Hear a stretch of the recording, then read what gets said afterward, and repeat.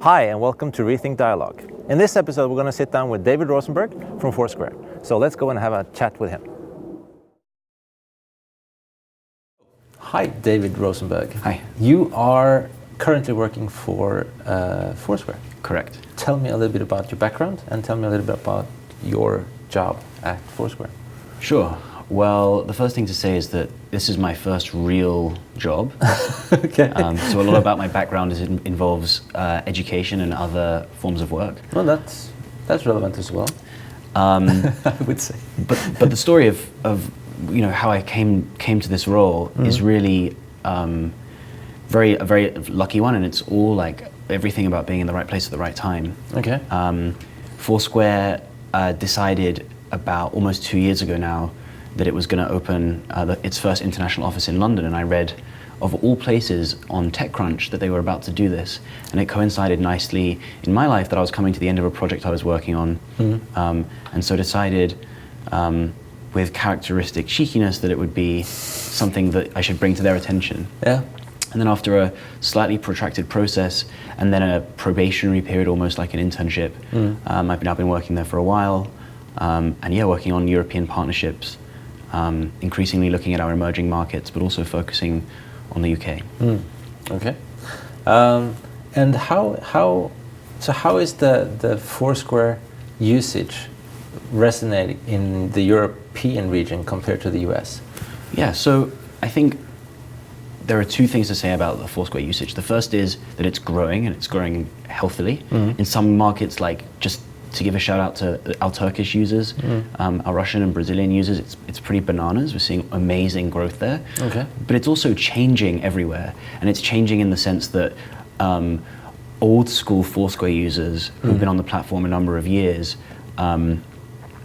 that style of Foursquare usage, which we hope never goes away, but new users are finding new ways to use the platform. So just to give an example, we see in our internal dashboards users who use Foursquare every day, but who check in once a week. So at the beginning of the platform, that would have been unheard of. It would have been strange. Yeah. And that's really because there are many other reasons, and increasingly better reasons, why one might open our application and use our software, specifically local search, recommendations, and discovering other content. And the check-in, though it still is the oil that we use to power everything else, it's increasingly not the only reason why someone might use Foursquare. Yeah, I've been a Foursquare user for a long time.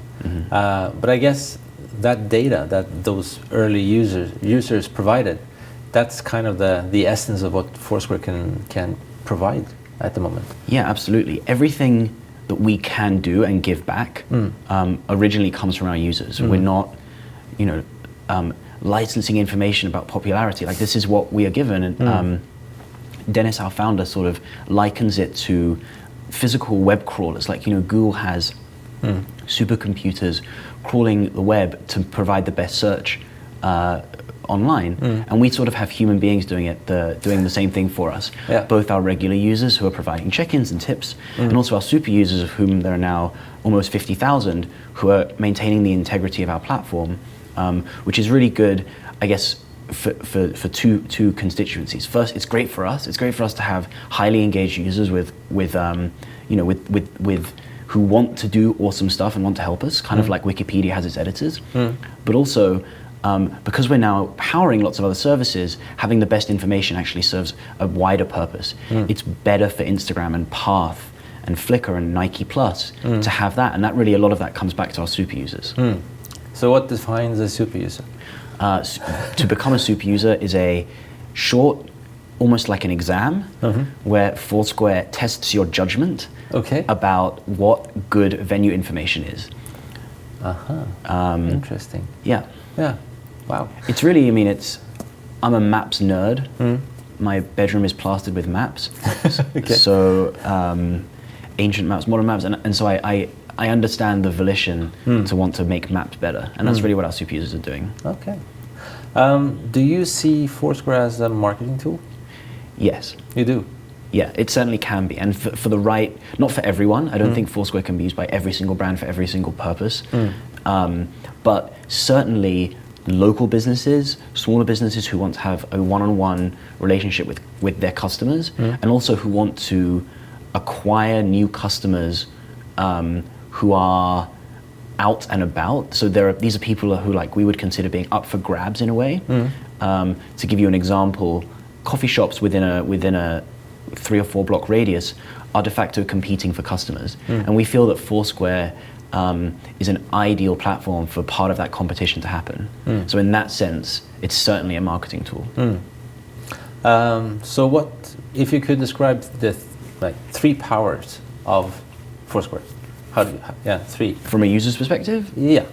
Okay. Well, first the user and then the brand. Sure thing. So from the user, it breaks down nicely. It has a highly addictive social aspect. Anyone who's ever had a real life serendipitous experience that was prompted or preempted by a piece of software like Foursquare will never have to be sold again on why they would open it, because that's really magic. And it's also something that just never used to happen. This is a new thing that we kind of feel like we were part of inventing. So there's a social aspect. Where are my friends? How can I meet them? Secondly, truly personal recommendations about places. So not necessarily what is the best sushi place in Oslo, although that's an interesting question, and a question that we feel we can have a good stab at answering as well. But what's the best sushi restaurant for me? Yeah. Because, Foursquare knows that I like tamakariyas, but it knows that you like having udon, right? And we categorize both as Japanese restaurants. But actually, cities are granular, cities are messy, right? And so having a little bit of insight into decoding these signals in cities is like a really awesome thing to be able to do. And then finally, and this segues nicely into the local business thing, there's experiential and transactional specials. So like this is something that we're going to invest more in the future, because we feel like it's really interesting to be able to say to a subset of customers, this local merchant or national merchant thinks about you this way and wants to offer you this thing. And you over here, customer perhaps of a competitor or someone who we feel is ripe for the picking, as it were, we're going to treat you differently and show you something else. So those would be the 3. There's a social, there's a content/recommendations, and then there's a specials. Yeah. Okay. And for the corporate side? So for the corporate side, there's and brands and SMBs as well. There is a customer acquisition side. This is both right now, which is live. You can have the best Foursquare listing, and you can offer specials and stuff like that. But also, as we've launched in the US, and we're about to launch, well, we've already launched internationally to a small subset of SMBs, but we're going to launch more fully in the coming weeks and months. The ability to give Foursquare some money to buy some inventory in a product that we're calling promoted updates. Okay. And to be able to show your native ad, which we mark as promoted, to people who are not currently your customers, but who we see as potential customers. Okay. And just to mention one thing about this, we think it's an interesting ad product for 2 main reasons. The first is it is geo-fenced and geo-targeted. So I will only see an ad if I'm in the vicinity of a place and I can actually do something about it. In other words, I can go there. So that's the first thing. I'm not going to get bombarded with ads that I can't act on. And the second thing is, we don't want to be an impression-based ad platform. Like we want to provide actions, and actions in Foursquare's world translates to mostly check-ins. Yeah. Like we want to be able to say to a national chain or a local chain, you gave us this much. These many pounds this month, and we delivered you these many customers, and some of them were new and some of them had not been there for 6 months. And in a way, this is, in local marketing terms, the purest form of ROI, because you know what people spend in your store, but you don't necessarily know how they got there. And if Foursquare can be a part of giving you a little bit of insight into how this subset got there, like that's awesome. And we're so excited to be one of the first people that's doing something like this. Yeah, do you feel that companies, brands understand the potential of Foursquare, or is it still kind of like this unknown territory for many? Frankly, if they don't, the blame partly lies with us. Because I think what you'll come to see in the next few months is a much more coherent story, and you know, we know what we're good at, and we know what we're building, and I think it's really important that we begin to communicate it to people in a more coherent way. Because you know, there are these three things, and there are tips, and there are lists, and there's all these things, but the essence of Foursquare is about helping people who are out and about get the most out of it. And I think once we communicate that in a more coherent way, like, there's going to be more understanding. You know, I also feel that we are, although perhaps in the marketing world, on the conference scene, in the tech world, you know, we are in a bubble, and we talk about mobile as if it's something, the reality of the world we live in, and it certainly is. But we're at the beginning. People have smartphones now, but there's so many ways in which they're going to use smartphones in as little as 2 or 3 years. That's going to be way more mainstreamed. I'll just give you one example. So take Siri. Siri is a science fiction product that is the stuff of dreams. To be able to say, bleary-eyed in bed, Siri, put my alarm on for 8 o'clock tomorrow morning, thanks. Like, that is amazing.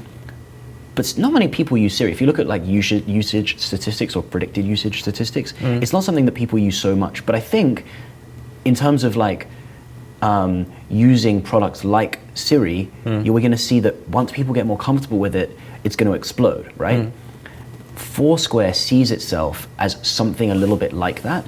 Once people get more comfortable with being passively tracked by services they love, Apple just brought out a phone with 2 processors. That's a huge boon for people that care about location.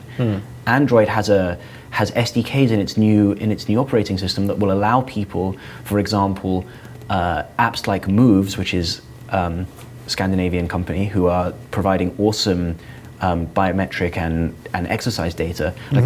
Anyone in this space is about to get way more excited, right? And users are going to come to expect your phone to be working in the background. And this all points towards a world where Foursquare can finally do what it's been telling itself that it wants to do for ages. And by the way, not just Foursquare. Dennis, our founder, has been thinking about this for 15 years, back when he was hacking together SMS versions of Foursquare. Right, which seems a little, like, kind of quaint and funny, but arguably we're on the precipice of being able to do this. And so, I think once we can express our vision succinctly as a brand, but also make it painfully obvious in our product who we are and what we want to do, I think a lot of the confusion and uncertainty is just going to sort of slip away. So I notice every time I talk about Foursquare, the power of Foursquare to my brand clients, they're like, "Wow, I didn't know this. Right. Why didn't we know about this before? How can we utilize it?" And then, of course, it again comes back to resources. Right. Like, what does it take to maintain this? How Sure. can we start activating? Blah, blah, blah. So there's always this, but again, I feel it's like when they don't know about it, it's like, scary or unknown territory. Let's Right. just focus on what we know. Right. Because that's safe. But I mean, safe doesn't push anything. Sure, but I also think that other platforms perhaps do a better job at giving feedback to telling a brand if they're doing well. And sometimes, like as we've discussed today, that feedback is misleading because how many followers do I have is actually not necessarily a good measure of am I doing a good job, but it's something. Right, and it's something that you can say, this month we added this much, and I think that's something else we need to work on. We need to give people better analytics on the brand side, which by the way, we're working on and we're excited to show people, but not right now, but very soon.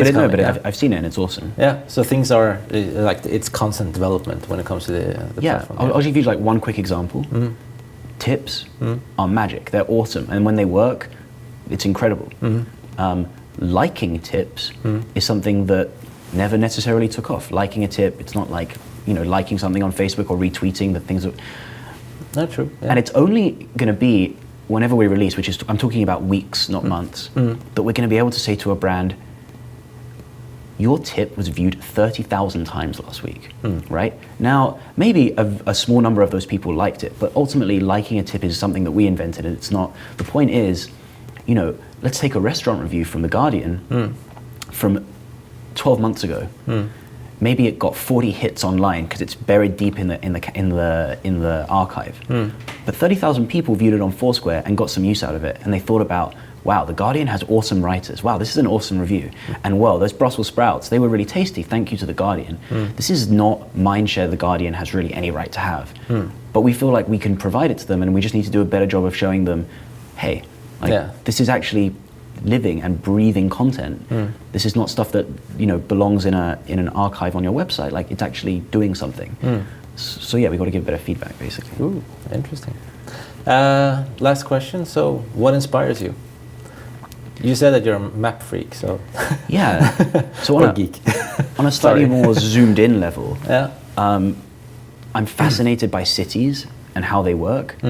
I was one of those kids who lived just close enough to the city to see its lights, but too far to really. So I always kind of was thinking, one day I'm gonna, and getting to live and breathe in a city is like a really special privilege. Yeah. And I do think, as somebody who is on a deeper level, an optimist and a geek, that we can build software that helps us be better citizens of a city, be better urbanites.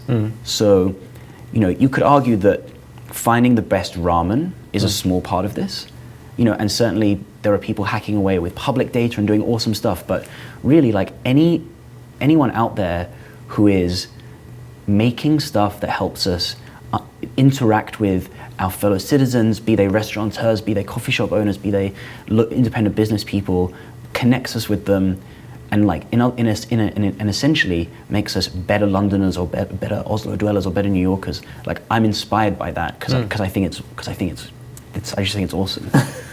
All right. Yeah. Cool. Well, thank you. Thank you. Doing this with me and Rethink Dialog, and I appreciate it.